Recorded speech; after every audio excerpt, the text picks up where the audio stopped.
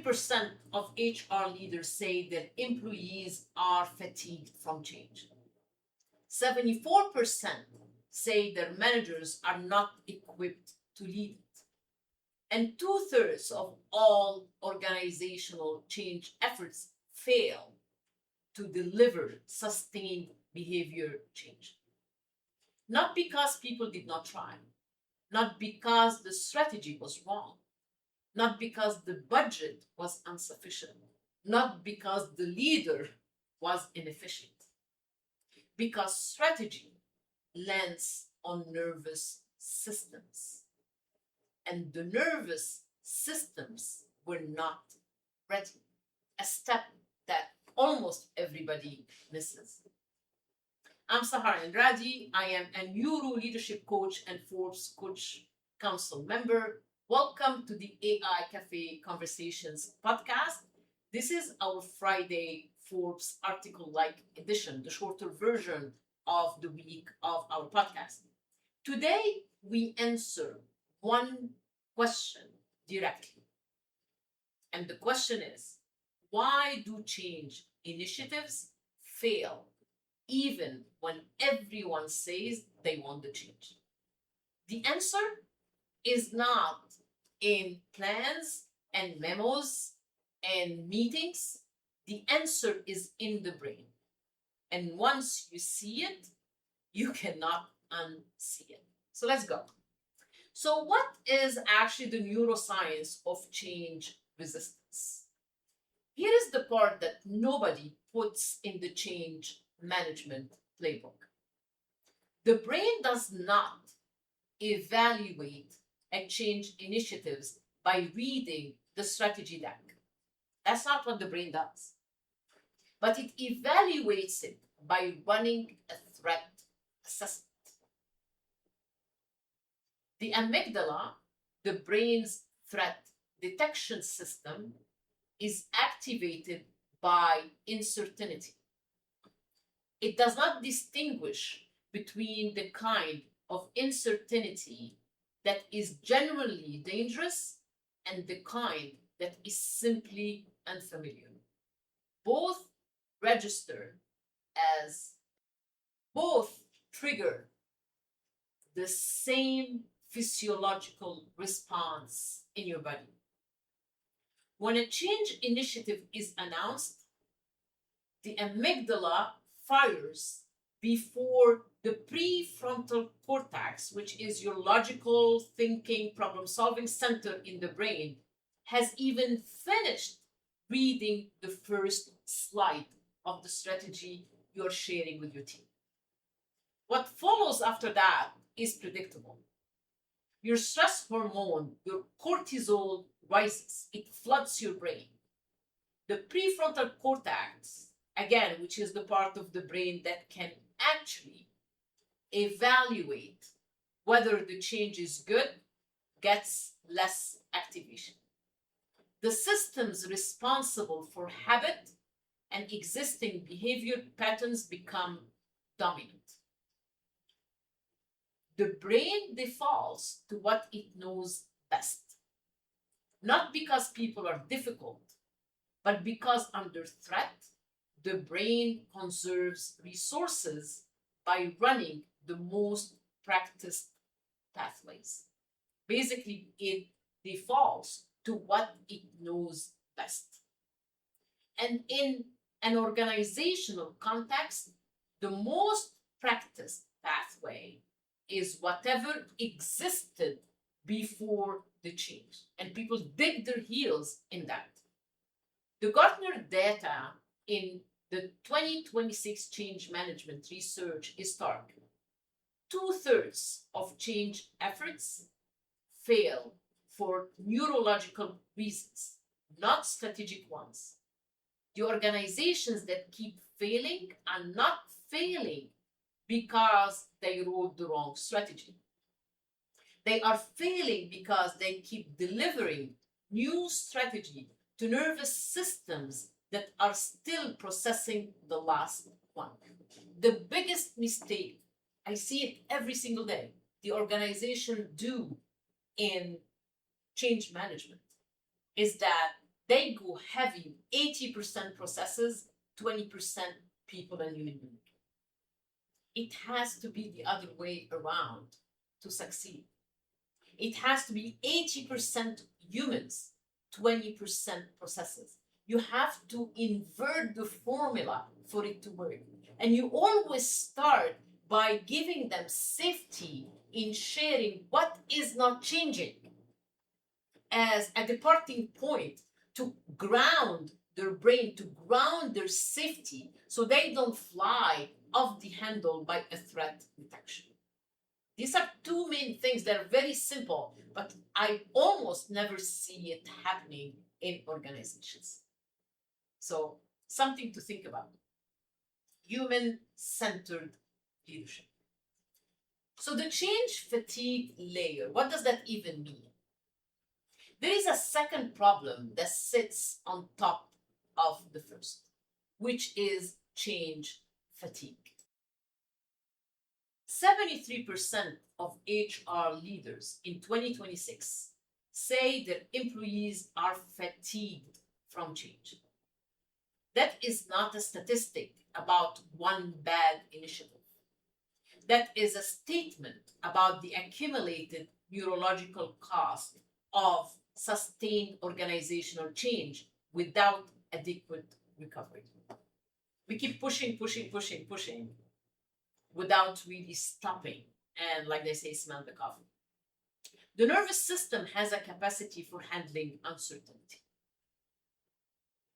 That capacity is not unlimited, though. When organizations run multiple change initiatives simultaneously or back to back without allowing the nervous system to stabilize, the capacity depletes. And I'm going to give you an example. Like an organization decides to change all their online systems. So without preparation, they say, hey, people, we are changing it and the application will be in the next 90 days. Someone didn't do the research and there is something wrong with that system. So it needs adjustment or they need even to get a newer system. So in 3 days, in 3 weeks, or in 3 months, when people are still trying to adapt to the new system, they change the whole system again. So the brain is going from one threat to the other without having a break. And when the brain is on survival mode all the time, it will take the worst decision and cannot really actually learn anything new. So that's why we say the nervous system has a capacity for handling uncertainty. What change fatigue looks like is not rebellion. It's exhaustion that treats as compliance. People who show up do what is required and have nothing left for genuine adoption. The difference between change resistance and change fatigue is important. Change resistance is an active process. What does that mean? It means that the nervous system is engaged. It's pushing back. That is actually a workable state because engaged nervous systems can be reached. But change fatigue is a passive state. The nervous system has stopped pushing back because it has stopped having the capacity to push back. Important to know the distinction. Change resistant is an active process that you can actually reach them where they are. Change fatigue is passive when it doesn't even have that capacity to do. People comply with the surface requirement. They do not internalize the change. And when the pressure releases, they return to the nervous behavior because the new one never actually loaded at the neural level. They don't know what to do with it. Cognitive understanding is processed in cortical regions. Habitual behavior updates only through repetition and emotional relevance. So when it's passive, there is no repetition and there is no emotional relevance. There is no touching points to that person. An organization can communicate a change perfectly and achieve zero behavioral shift because communication reaches the cortex, behavior lives somewhere else. They're not at the same place. And that's why we need to hit both of them at the same time. We need to hit the cortex and the behavior, whatever it is, in our brain. So what actually works and why? The organizations that lead change successfully share one characteristic that has nothing to do with the change itself. They prepare the nervous system before they introduce the strategy, not as a soft skills add-on, not as a workshop before the rollout or a brown bag lunch, but as a core part of how change is structured. What this looks like in practice is a leadership layer that is regulated enough to hold the anxiety of the transition without passing it down. Leaders who can name the uncertainty without catastrophizing it, who can be honest about what is not yet known without creating a threat signal in the team. The research is direct on this point. When leaders create psychological safety before introducing a change, the amygdala stress response is reduced. The prefrontal cortex stays online and more engaged. The team can actually evaluate the change on its merits rather than running it through a survival filter. The teams that adopt change are not the teams where no one is anxious, but they are the teams where the anxiety is acknowledged, regulated, and held by a leader whose nervous system can carry the weight of the transition without collapsing under it. Human-centered leadership. This is the foundation of the work I do with organizational leadership teams through my proprietary pilot, PILOT framework. We do not begin with the strategy for change. We begin with the nervous system capacity of the leadership layer that has to carry it, because regulated leaders create regulated teams. And regulated teams are the only teams capable of genuine behavioral adoption, not just surface compliance.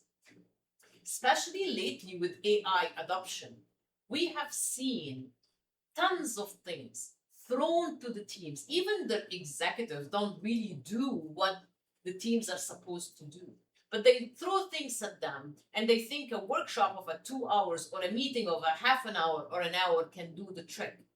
And these teams are expected to apply an AI adoption through their systems within the next 90 days. And that's why most AI initiatives are actually failing, because most organizations are not connecting between AI adoption and change management. And it's exactly the same. AI adoption is basically change management 101. The organization spending hundreds of thousands on change management programs that do not stick are not getting bad strategy. They are getting good strategy delivered to an unprepared nervous system.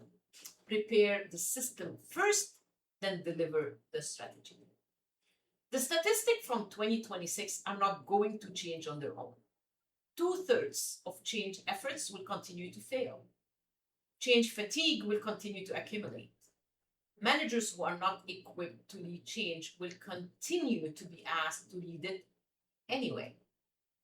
Until the organizations paying for change decide to invest in what actually determines the outcome, not the strategy, but the nervous system underneath it. AI adoption, anyone?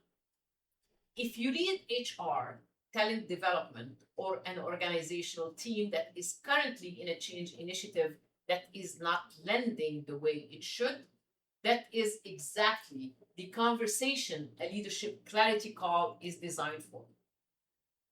It's a free 30 minutes, no pitch, just clarity. The link is in the notes of this podcast. I will see you Wednesday for our main episode. Until then, regulate first, then change. Show me some love, like I always say. Subscribe, share, like, comment, rate on our podcast. You're doing me a huge favor.